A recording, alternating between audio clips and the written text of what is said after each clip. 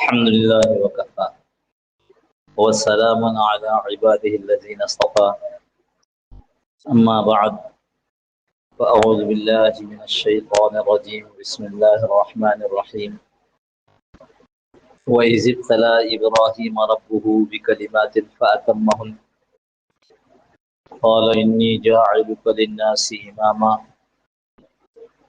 قال ومن ذريتي قال لا ينال عهد الظالمين صدق الله مولانا العظيم وصدق رسوله النبي الكريم ونحن على ذلك لمن الشاهدين والشاكرين والحمد لله رب العالمين اللهم صل على سيدنا مولانا محمد النبي الأمي وعلى آله وسلم تسليما كثيرا كثيرا اللهم رب الحل والحرام ورب البيت الحرام ورب الركن والمقام ابلغ لروح سيدنا ومولانا محمد منا السلام. بزرگان محترم، اللہ جل جلالہ ومن والہ نے حضور اکرم صلی اللہ تعالی علیہ وسلم کے ذریعے جو ہدایت نامہ ہماری طرف بھیجا، اس ہدایت نامے میں قیامت تک کے آنے والے مسلمانوں کے لیے ہدایات موجود ہیں۔ انسانی زندگی میں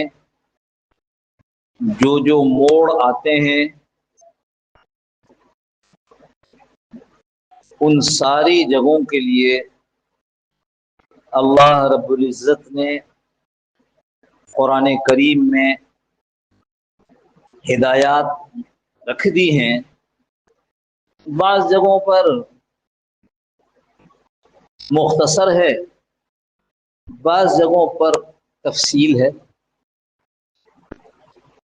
بعض جگہ کوئی واقعہ سنا کر اور اس کی طرف صرف اشارہ کر دیا گیا ہے۔ جہاں تفصیل ہے وہاں اسی تفصیل کی ضرورت تھی، جہاں اشارہ ہے وہاں اشارہ ہی کافی ہے۔ لیکن بعض جگہوں پر اشارہ کیا گیا اور اس کی تفصیل حضور صلی اللہ تعالی علیہ وسلم نے بتا دی۔ گویا قرآن اور اس کے ساتھ حدیث، یہ دونوں ہماری رہنمائی کرتی ہیں، کیونکہ حدیث قرآن کی تشریح ہے، اور احادیث کو سمجھنے کے لیے ہمیں اکثر اوقات اگر تفصیل نہ ملے تو حضرات صحابہ کے طرز عمل کو دیکھتے ہیں، کیونکہ حضرات صحابہ رضی اللہ عنہم حضور صلی اللہ تعالی علیہ وسلم کے براہ راست شاگرد تھے۔ براہ راست ان کے درمیان کوئی اور واسطہ نہیں ہے۔ رسول اللہ صلی اللہ تعالی علیہ وسلم سے سیکھ کر صحابہ نے جو کچھ کیا وہ ان احادیث کی تشریح ہے۔ قرآن اس کی تشریح حدیث، حدیث کی تشریح صحابہ کا عمل، اور صحابہ کے عمل کو چن چن کر ایک طرز کیا کہنا چاہیے، اصول ایسے بنا دیے گئے جن کو ہم فقہ کہتے ہیں۔ اس کی تفصیل میں کئی جمعوں تک آپ کے سامنے عرض کرتا رہا ہوں، تاکہ وہ لوگ جو اس غلط فہمی میں مبتلا ہو گئے کہ فقہ کوئی چیز نہیں ہے، ان کو سمجھ میں آئے کہ فقہ ضروری ہے، اور فقہ جب ضروری ہے تو اپنی نفس چاہی فقہ پر نہیں چلنا ہے، بلکہ کسی بڑے سے جس نے قرآن حدیث کو صحیح سمجھا ہو، اور وہ تقویٰ کے لحاظ سے بھی ایسا ہو کہ ذرا سر منہ انحراف کرنے والا نہ ہو، اس کی تشریح کو ہم قبول کر لیتے ہیں، بجائے اس کے کہ 14ویں صدی کی کسی مولوی کی تشریح کو قبول کریں۔ ہم جن چار کو اللہ نے قبولیت نصیب فرما دی، دیکھو جتنے بڑے ایسے گزرے ہیں جن کے نام کے ساتھ امام لگتا ہے، اہل سنت کے ہاں جن کے نام کے ساتھ امام لگتا ہے، وہ ہیں جن کی کوئی فقہ مرتب کی ہوئی تھی۔ امام بخاری رحمۃ اللہ علیہ حدیث کے امام بھی ہیں، لیکن جب لفظ امام لگا ہے تو اس کا مطلب یہ ہے کہ ان کی بھی ایک فقہ تھی جو بخاری شریف میں آنے والی احادیث پر مشتمل تھی۔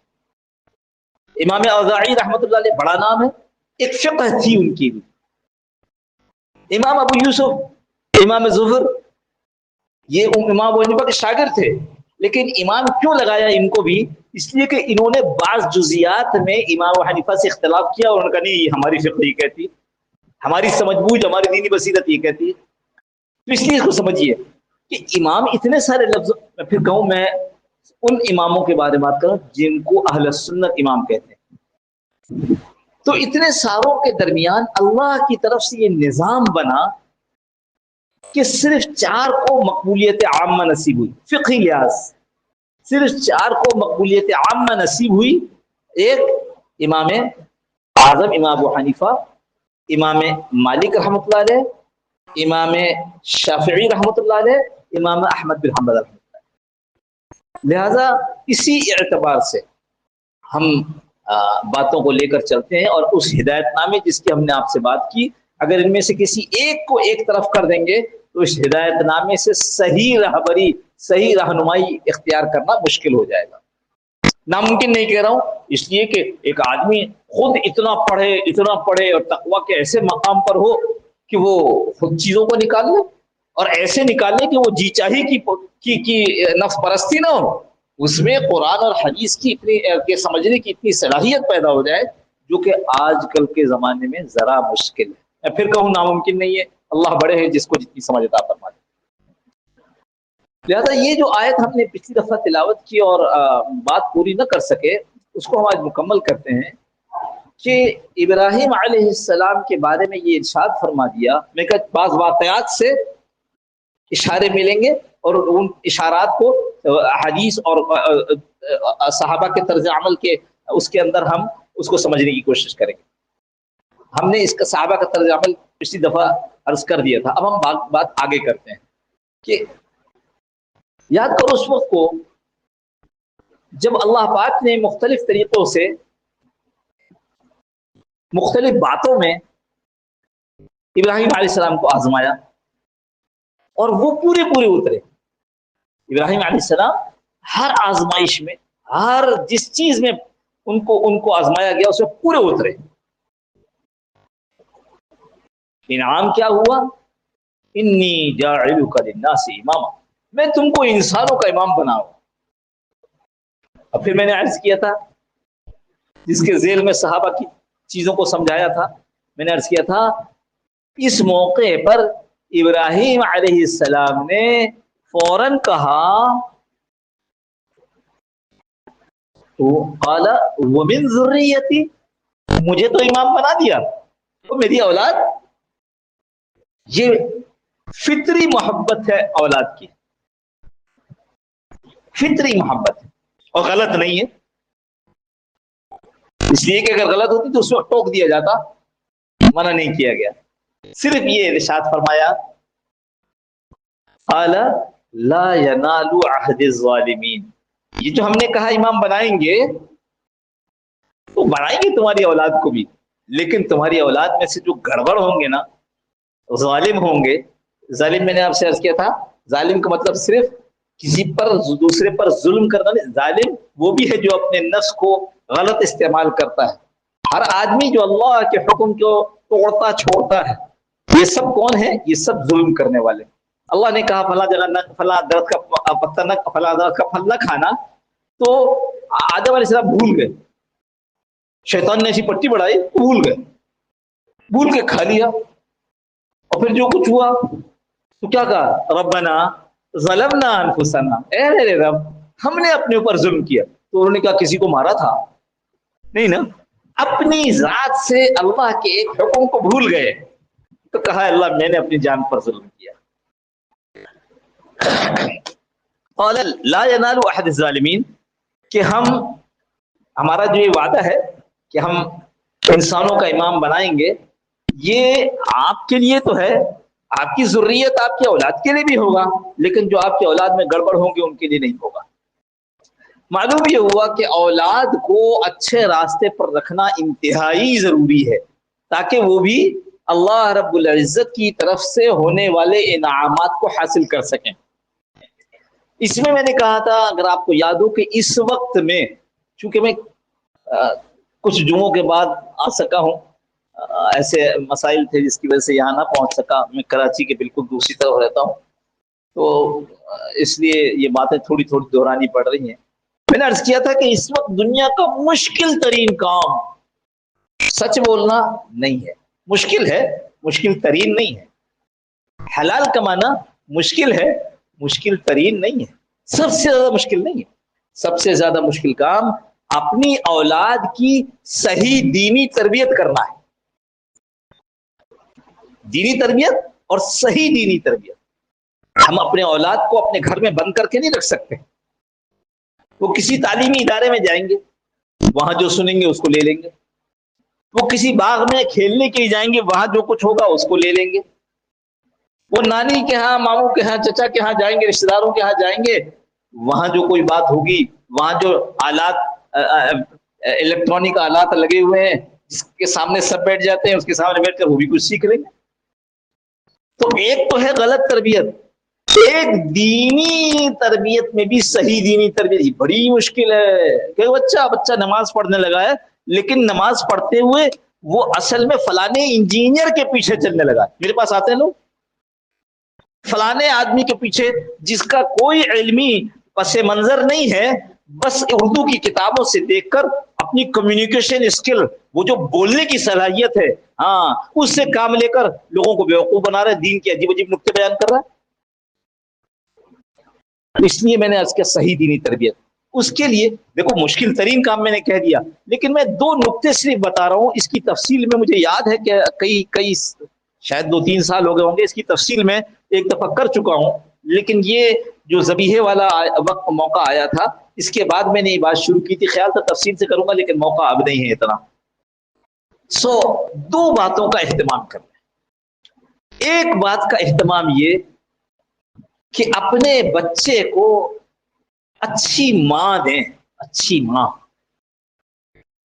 ہم میں سے جو لوگ اپنے بچوں کی ماں لے آئے ہیں وہ تو بہرحال ایک طرف ہو گئے، لیکن جب ہم اپنے بچوں کے لیے بیوی تلاش کریں تو یہ سوچیں کہ میں اپنی بہو یا اپنے بچے کی بیوی تلاش کرنے سے زیادہ اپنے پوتے کے لیے اچھی ماں تلاش کر رہا ہوں۔ کسی بھی بچے کا سب سے پہلا حق یہ ہے، کسی بھی بچے کا، کہ اس کو اچھی ماں دی جائے، مال والی، حسن والی، بڑی شہرت والی، بڑی خاندانی نہ، وہ جو اللہ کے حکم پر چلنے والی اچھی ماں۔ کیوں؟ ہم ابھی ابراہیم علیہ السلام کا تذکرہ کر رہے ہیں، ایسی ماں انہوں نے دی اسماعیل علیہ السلام کو، اللہ اکبر، سوچ کر حیران ہوتا ہوں۔ تاریخ میں مجھے کوئی ایسی عورت نظر نہیں آتی ہے، تاریخ میں۔ چلیے کہاں سے؟ فلسطین، شام۔ جب بابل سے یہ نکلے ہیں ابراہیم علیہ السلام، وہ نمرود کی آگ سے نکل کر تو سیدھا چلے ہیں فلسطین۔ 3 آدمی، ایک وہ، ایک ان کی بیوی سارا، اور ایک ان کا بھتیجا لوط علیہ السلام کو راستے میں اردن کے پاس حکم ہوا چھوڑ دو، یہ یہاں کے نبی، آگے بڑھ گئے، وہ وہاں گئے، وہاں سے چلے ہیں، یا اللہ کون سی سواری تھی، تقریباً میں نے دیکھا 12 سے 1500 کلومیٹر کا سفر ہے، اور اس عورت نے، یہ جو حاجرہ ہیں، انہوں نے پلٹ کر نہیں پوچھا کہ ہم کہاں جا رہے ہیں۔ آج لے کر نکلو نا بیوی کو گھر سے، لے کر نکلنا تو دور ہے، صرف بولو کہ چلنا ہے تو سب سے پہلے کہاں چلنا ہے، ایسی ویسی جگہ چلنا ہے، بہت اچھی بات، شادی میں جانا ہے، نہیں پہلے تو جوڑا ہونا چاہیے نیا، یہ سارے جوڑے تو شادیوں میں لوگوں نے دیکھ لیے، اور غم میں جانا ہے تو بھی بتاؤ، کالے کپڑے پہن کر جائیں گے، ہر طرح کا ایک فیشن بنا ہوا ہے، لیکن وہ اللہ کی بندی 1500 کلومیٹر سواری پر سوار آ رہی ہے، اس نے پلٹ کر یہ نہیں پوچھا ہے کہ پہلی بی بی سارا گھر میں ہے، مجھے اور میرے چھوٹے بچے کو لے کر تم کہاں چلے جا رہے ہو؟ ابراہیم علیہ السلام سے ایک لفظ نہیں پوچھا گیا۔ اور جب اس بے آب و گیا میدان میں جہاں اللہ کا گھر تھا لیکن طوفان نوح میں تباہ ہو گیا تھا، اس کے بعد اس گھر کی دیواریں نہیں تھیں۔ انبیاء علیہ السلام کو تو اس کا علم تھا کہ یہاں، کیونکہ کئی انبیاء کی اس کے بعد قبریں یہیں پر ہیں، لیکن اللہ کی شان یہاں جب چھوڑا ہے اور چھوڑ کر واپس چلے ہیں تو پوچھتی ہے کہاں جا رہے ہو؟ ہمیں چھوڑ کر ہم یہاں ہیں اور یہاں کوئی چیز نہیں، کوئی انسان نہیں۔ دونوں باتیں فرمائی، کوئی انسان نہیں اور کوئی چیز نہیں۔ ابراہیم علیہ السلام نے کوئی جواب نہیں دیا، اور جو ثم قفا، وہ جو پیچھے ہو گئے، اب ایسے پلٹ گئے، اللہ ثم قفا منطقا، وہ تو یوں پلٹے اور چل پڑے، کوئی جواب نہیں۔ پھر پوچھا ہے، پھر کوئی جواب، پھر پوچھا ہے، تو اب پوچھتی ہیں، یہ تو معلوم ہے کہ اللہ کے نبی ہیں، اب یہ پوچھتی ہیں کیا اللہ نے کہا ہے، کیا اللہ کا حکم ہے؟ ابراہیم علیہ السلام نے فرمایا ہاں، بعض روایت میں کہ صرف اشارے سے فرمایا ہاں۔ اب یہ عورت کیا کمال کی عورت ہے بھائی، یہ عورت کہتی ہے، یعنی اما ہاجرہ کہتی ہیں اچھا اذن، اچھا ایسی بات ہے، لا یضیعنا، پھر اللہ ہم کو برباد نہیں کرے گا، اللہ ہم کو ضائع نہیں کرے گا، اللہ ہماری حفاظت کرے گا، جاؤ۔ یا خدا، میں کہہ رہا ہوں اتنا مطالعہ کرنے کے باوجود کہیں کوئی ایسی عورت جو اپنے شوہر کی ایسی فرما بردار ہو اور اللہ کے تعلق پر اتنا یقین رکھتی ہو، سبحان اللہ، بڑی آزمائش تھی۔ تو ایک یہ اچھی بیوی لاؤ جو بچے کی اچھی ماں بنے، نمبر ایک۔ ہاں یہ بات رہ جائے گی کہ اچھا پھر یہ بتاؤ کہ ہم جو اپنی بیوی لے کے آ گئے اس کا کیا کریں؟ تو بھائی اس کے لیے طریقہ یہ ہے کہ جیسے میں اور آپ دیندار بن گئے ایسے ہی ان کو بھی دیندار بناؤ۔